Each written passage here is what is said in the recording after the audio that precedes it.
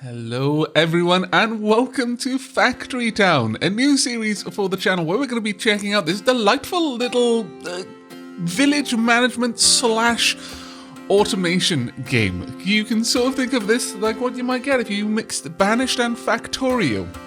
Boosh, there you go, and you get Factory Town out of it. It's a very cute little game. It's actually an oddity in that sense for a game where the goal is around automation of production lines. It's actually a very, very interesting style mixed with that general theme. This is a game that is currently in very early access. It is version 0.081 and will be released into Steam Early Access in just about 10 days on March the 12th. It'll be coming out at around $20 at that time, though there is almost certainly going to be a launch discount offer available. And it has been developed and published by a single individual, a single dev, and I always like to make note of that whenever that's the case, as it's a very great deal of work, and so props to the dev for getting to this point. Now, the game has been on my radar for quite some time, and many of you will have no doubt seen coverage of this game here and there. At this point, the game has got a significant amount of content in it, and I think it is very, very much worth checking out, and indeed worth picking up if you're into these sorts of games.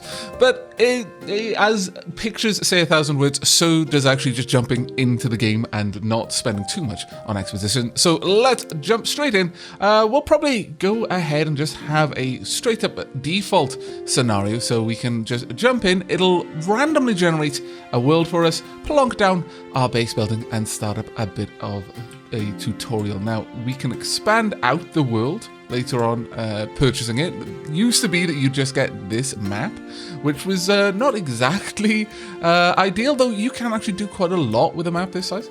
But let's go ahead and follow along with the tutorial. The tutorial does a really, really solid job of teaching you the basics of the game. So, you need wood to build houses. Harvest wood from trees and bring it to your base. We can left-click a worker. We can select any kind of resource on the world, and our workers are generally able to gather any natural resource. So let's just grab some wood from there. You can do the same here. You know what? We're going to go straight for what the tutorial says, and I'm not going to preempt things that we're going to need later on. So we'll just start gathering up some wood. There we go. Now, houses allow you to hire more workers. As you can see, we've got no houses at the moment out of 4 possible, and only 4 workers as a result, because our base itself gives us a certain amount of workers that we can have. But we want to build more houses, and then we can sell goods to them, which will earn us gold. Now, the different currencies are used in different ways. You've got gold coins, red coins, blue coins, purple coins, so on and so forth. Right, so we want to build some buildings. Now, there is research in this game. What you see here is not all that there is, and indeed, there is likely to be much more added to the game over time. You can see all of these locked technologies. But first, we're going to start off with a house. Now, we only need one, and generally you want to put them somewhere close to food resources early on. Later on, you have the ability to move materials around much more actively, and you don't need to be as careful about locations. You can build things around certain areas.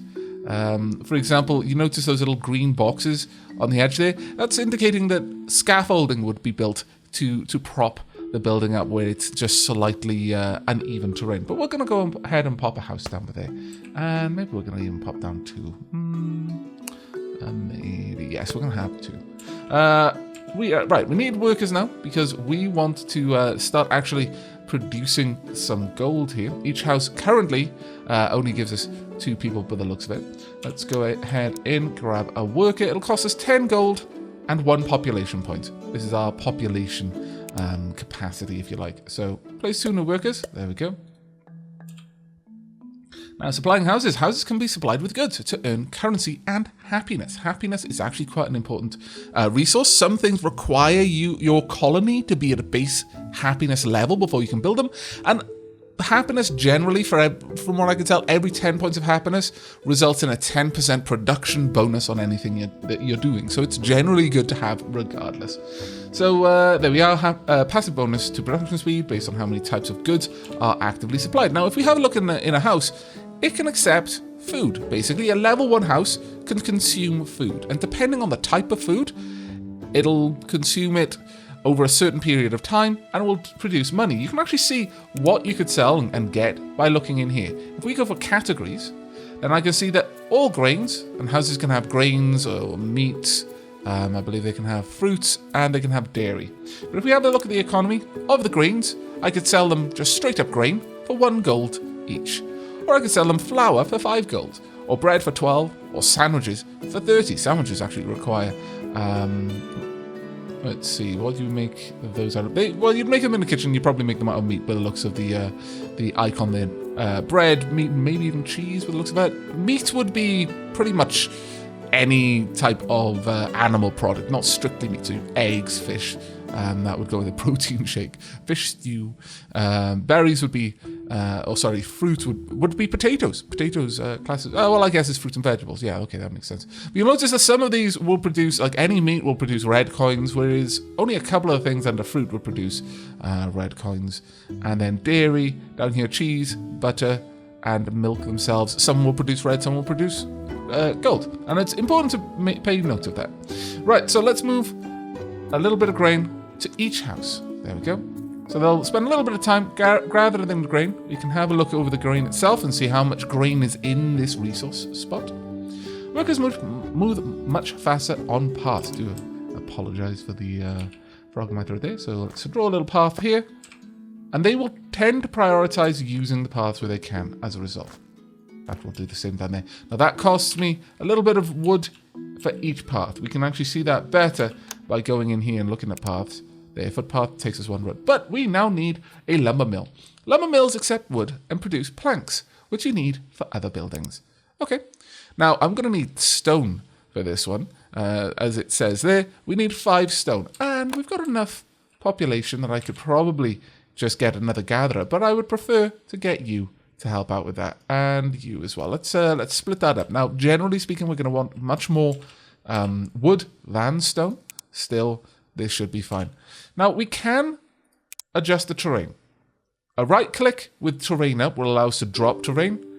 A left click will rise the terrain. You don't strictly need to do it though.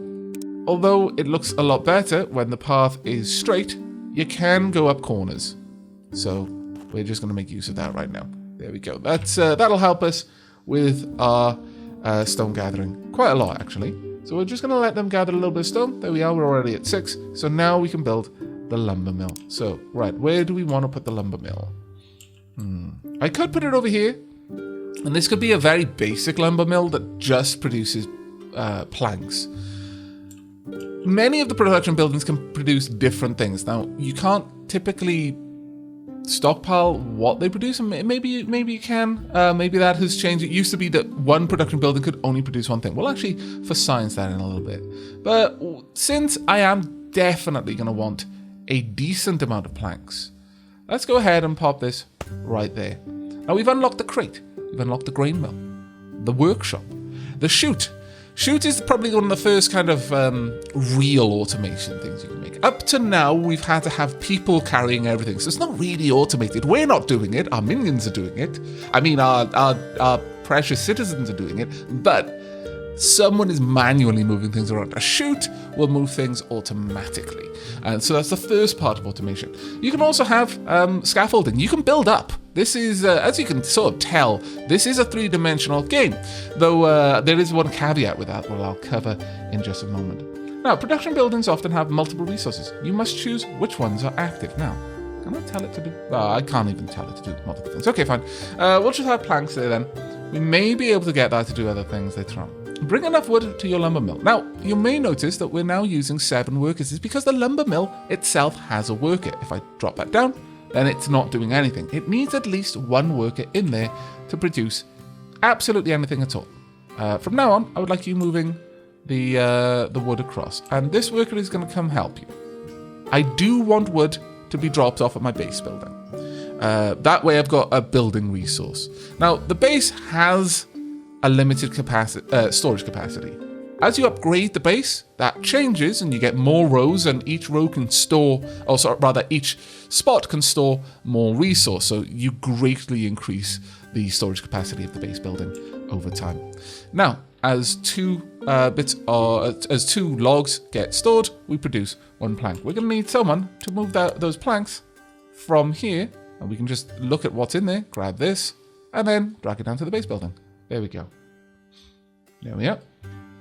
Now, the base building is going to need a base happiness of 4 and 10 planks in order to make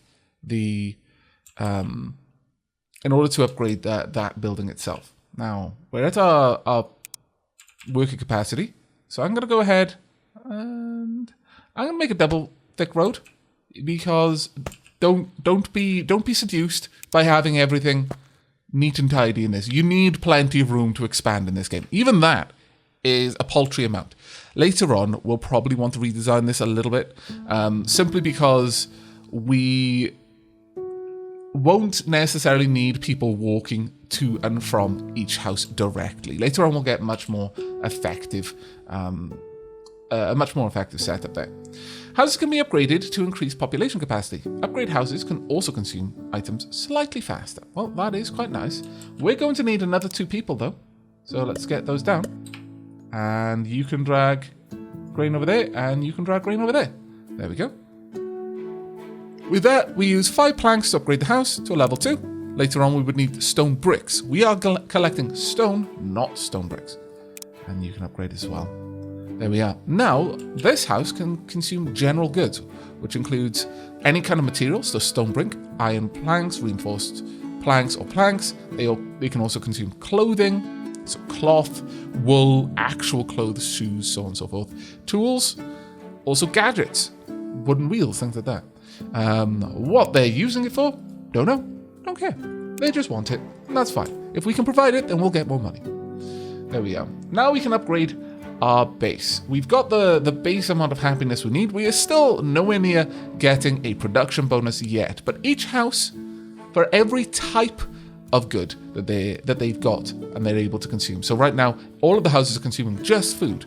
If all of them were also consuming general goods, then each of these houses would be providing 2 happiness. And that's one of the secondary benefits to upgrading a house. It's not just population capacity, it is also the amount of happiness that this 2x2 area is capable of generating for our colony. Let's go ahead and grab a base upgrade though. There we go. Now we can plant down 4 more houses, and we've got one of the super important buildings for our houses, and that is the market, building the food market. Markets can be loaded with items, and then nearby houses will automatically buy from them. It's much more efficient and convenient than delivering goods to individual houses, because one person could deliver all the grain to the market, and all 4 houses could buy from it.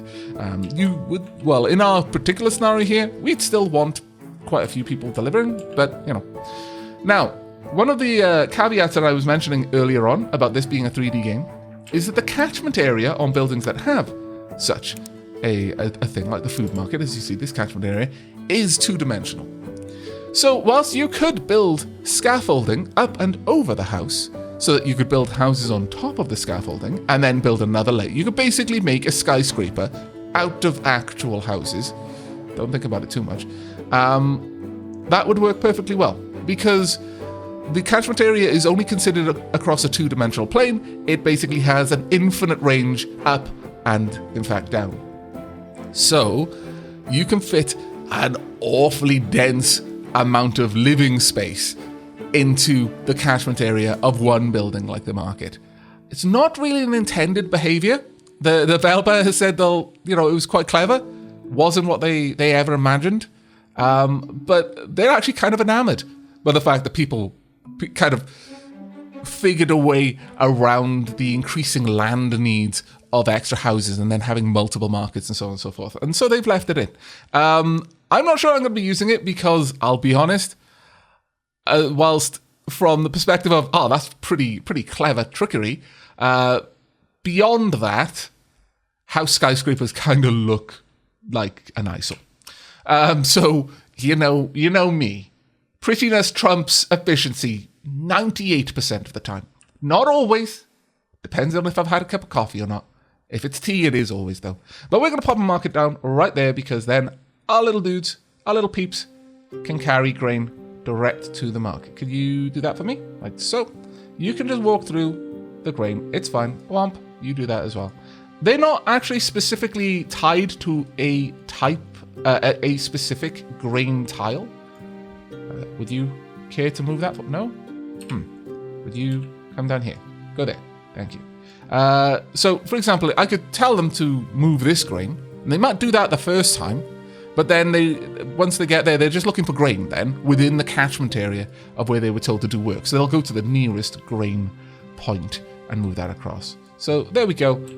That is going to be super fast for our money production. And as you can see, they're all pretty chuffed with that. Grain mills turn grain into flour. Flour earns more gold than grain when sold at markets and houses. And let's have a quick look at that on the economy. So let's go all the way up to grains. Flour will earn 5 gold coins. Now, I happen to know that flour requires 1 worker in the grain mill. So you're tying up 1 worker slot. But it only requires 2 grain to make 1 flour. It takes a little bit of time, but as a result, you're generating 5 gold out of 2 gold's worth of resources. It is always worth doing. There is never a time when you shouldn't be doing this. Don't sell regular grain unless the only reason you're doing it is because you can't make flour yet. Now, the terrain in this game can be a little bit finicky. If you have built... Oh, like that. That was not what I meant to do. I needed to not have that as my tool. Now that cost me a little bit of gold. But if you built any kind of thing, even a road, then you can't manipulate the terrain around that road. So I'm going to go ahead and I'm going to drop some of this terrain now. Like so. And there we are. It will happily manipulate resources, but only in a sort of tangential way. I'm manipulating the terrain around the resource, and that's dropping the resource. I can't directly manipulate the tile the resource is on, but it has no problem dropping that tile for any other reason. So that's fine. Let's go ahead and drop that there. There we go. That brings this nice and level, and that's purely because, again, I like things to look pretty. We don't need to build this path. I'm going to anyway. But that's fine. Alright, I hope you're fine with it. Not much you can do if you're not, but right, let's pop a grain mill.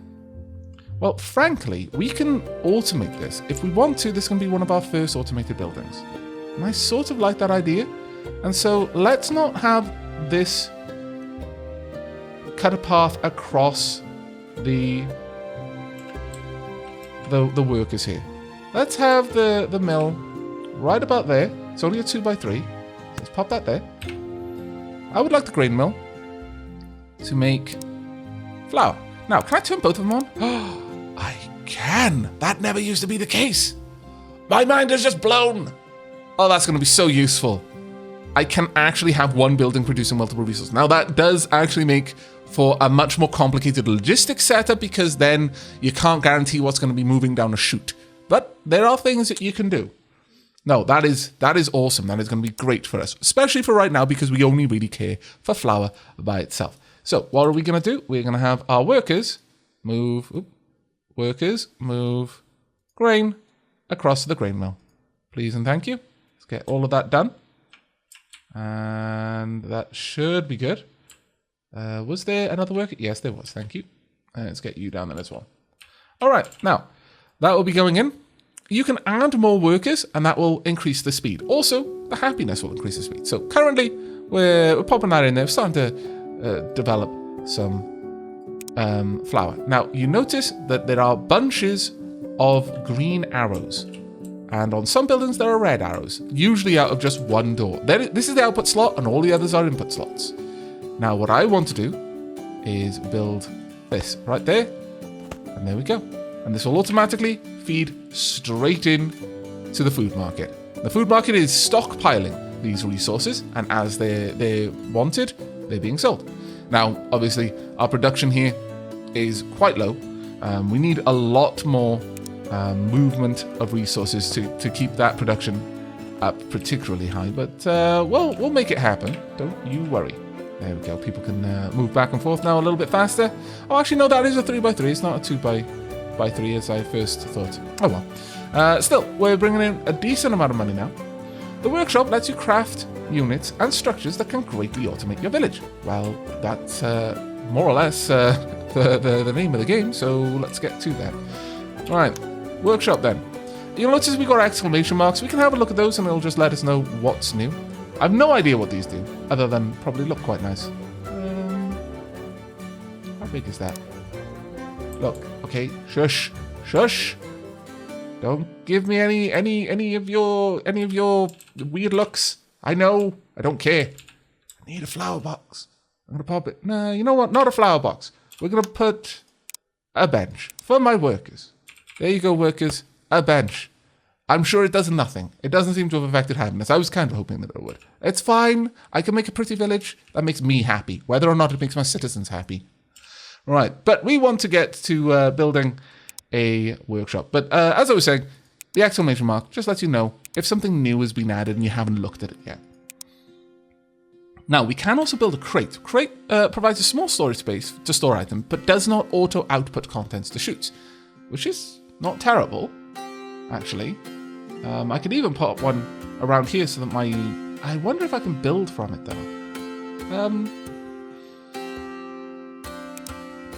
I'm going to put one down here. Let's see. Oops, sorry, I just smacked the mic. My bad. Can we move that over? It does appear so. Okay. Now that might not, on the surface, look particularly useful, but it will actually come in handy with something that we're going to be doing with the workshop in a moment. Right. So, workshop-wise, assembles a variety of useful items. It's a 3x3. Now, is that going up? It is not. So it does not actually contribute to our building capacity. That's a bit of a shame. Right. Okay, we're starting to see a little bit of a lack of space around here. But early on, we don't have to worry as much about this.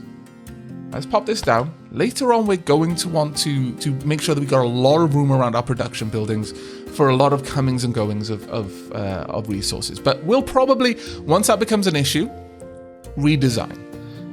New buildings unlocked. We've got a barn now. New building unlocked, the stonemason. New structure, the fence. We've got half stairs and the wagon. Now that's the particularly important one there. Right. Barns act as communal storage. Any items you bring to a barn are usable for player build actions. Well, I mean, this is almost already full. So how about you go back to shifting this? In fact, that was a good experiment. We'll leave that there to show you why it would have been useful. In fact, actually, what will happen when this is full? Sometimes they're clever enough to be like, well, I can't store the thing I want in the place I was going to store it, so I'm going to take it somewhere else. No? Okay. Okay, no, that's fine. You carry on down there then. Right, so we want to build a barn. We don't really, but we're going to have to. Thankfully, barn is considered an important enough building that it's all the way over here now. That would cost me an inordinate amount of money to rise that everything down there up, but I could just use scaffoldings. Do I care enough? Oh, that's a tricky question. I do kind of care enough, actually. But I'm going to try and suppress my caring for now. Blech. That is my official feeling on this. Blech. Let's build this up so it at least looks like it's properly supported. Yeah, you know what? We'll have like pillars at the corner. Actually, that kind of looks nice. I take it back. It works. It works a lot. Hooray! Hooray. There we go. So I've got a barn now. You can save a lot of time by just hauling that stuff over there then. That's fine. Right. So the next thing we want to do. Wagons can move 4 items at a time, but they cannot harvest items. So they're not as dual purpose as useful. Let's be honest. They're not as useful as workers, but in terms of carrying capacity, they far exceed workers.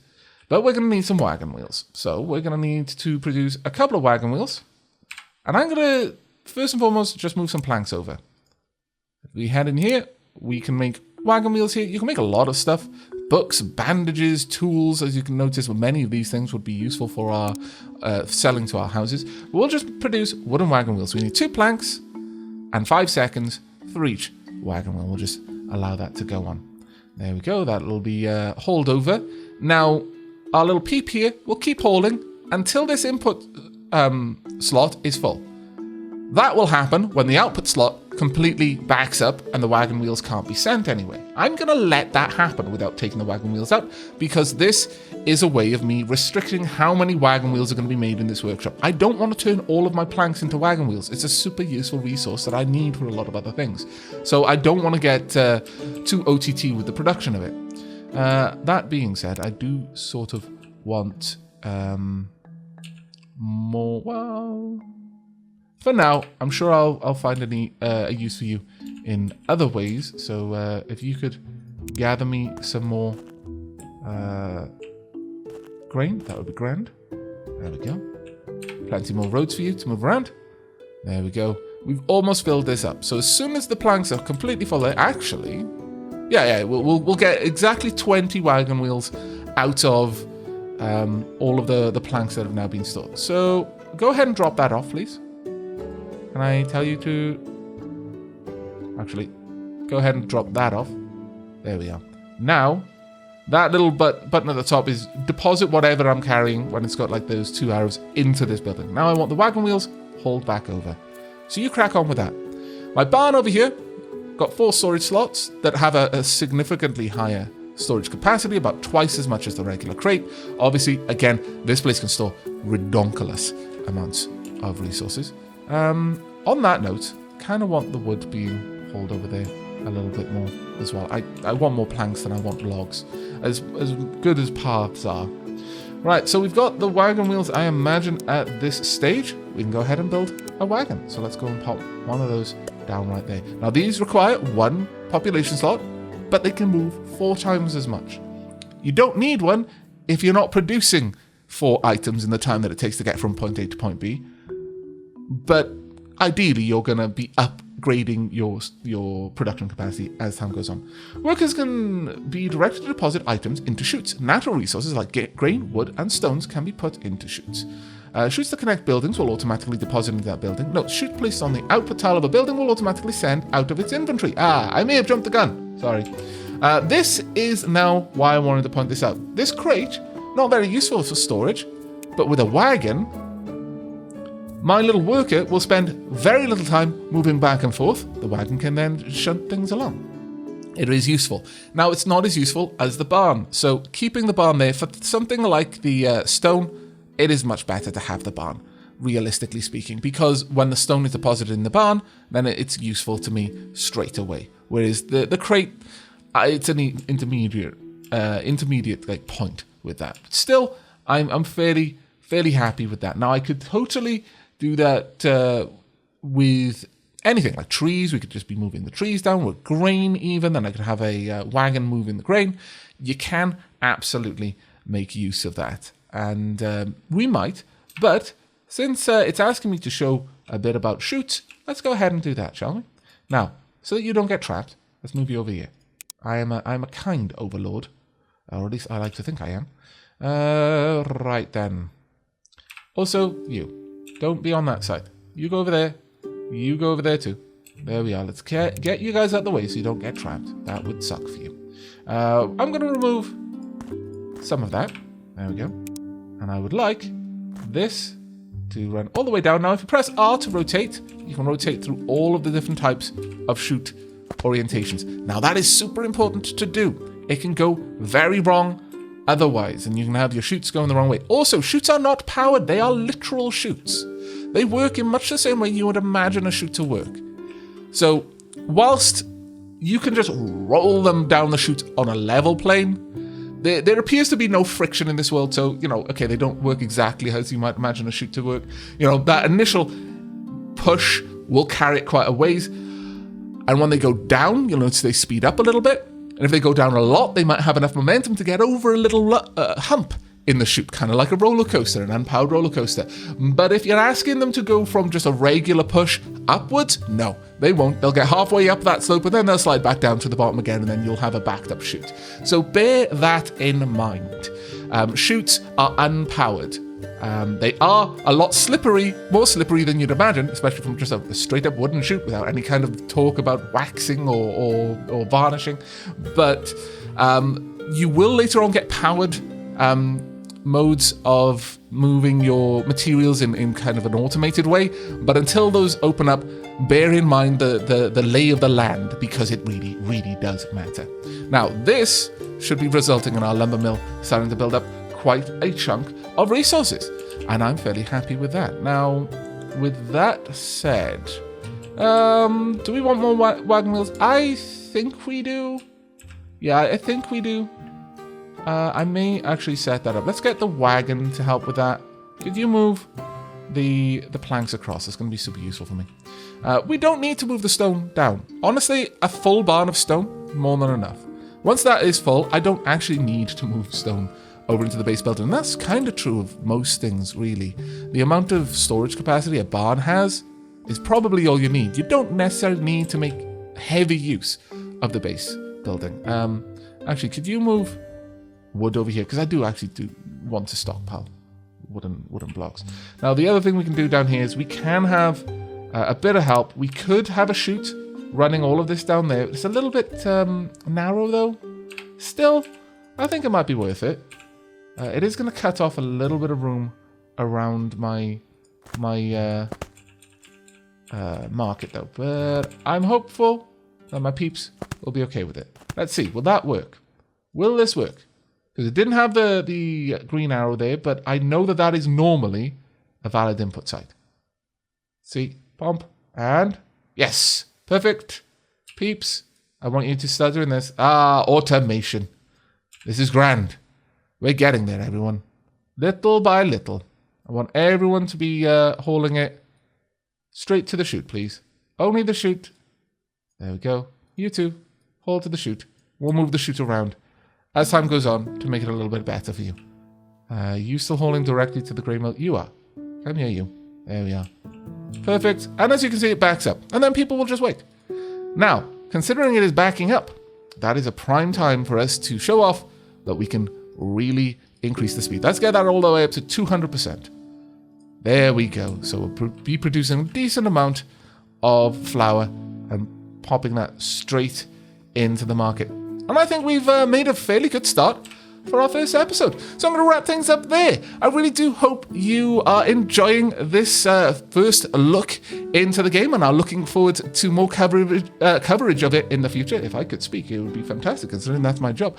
But I will be continuing this probably on a daily basis for at least the next little while. I am going to be taking a break next week from YouTube, so I'm preparing a big backlog of content. So this will be one of the videos that gets on that backlog list, so I do sincerely hope you're enjoying it. I can't imagine anyone on my channel isn't, since this kind of ticks so many boxes. You can build, it's pretty, it's also kind of like Factorio. So, you know, there's even computing later on, much later on in the research tree. We haven't gotten to that yet, but I'll enjoy showing it to you. But if you did enjoy, please remember to leave a like and or a comment down below. And if you're new to the channel, do consider subscribing and you will get notifications in your feed of when videos go live. But that's going to be it from me. So until next time, and as always, do take care, everyone.